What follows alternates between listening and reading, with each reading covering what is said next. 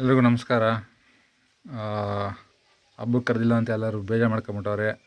ನಮ್ಮ ವಾಟ್ಸಪ್ಪಲ್ಲಿ ಬೇರೆ ಪಿಂಗ್ ಮಾಡಿ ಕೇಳ್ತವ್ರೆ. ಫೇಸ್ಬುಕ್ ಅಂದರೆ ಏನು ಗೊತ್ತಾ, ಇದು ಹಬ್ಬ ವಿಶೇಷವಾಗಿ ಆಗೋವಂಥದ್ದು.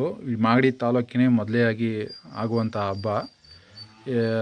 ಹಾಗಾಗಿ ಎಲ್ಲ ಭಕ್ತಾದಿಗಳು ಅಪಾರ ಸಂಖ್ಯೆಯಲ್ಲಿ ಇದ್ದಾರೆ. ಅವರು ಮುಂಚಿತವಾಗಿ ಹೇಳಿದರು, ಹಬ್ಬ ಯಾವಾಗಿದೆ ತಿಳಿಸ್ಕೊಡಿ ಅಂತ ಕೇಳ್ತಾಯಿದ್ರು ಫೇಸ್ಬುಕ್ಕಲ್ಲಿ ಮತ್ತು ವಾಟ್ಸಪ್ಪಲ್ಲಿ.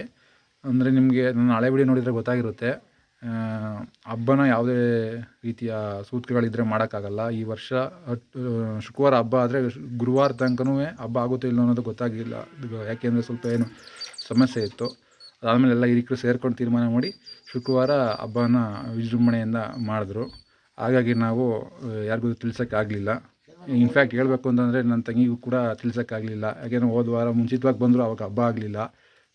ಪದೇ ಪದೇ ಹಬ್ಬ ಮುಂದೆ ಹೋಗ್ತಾ ಇತ್ತು.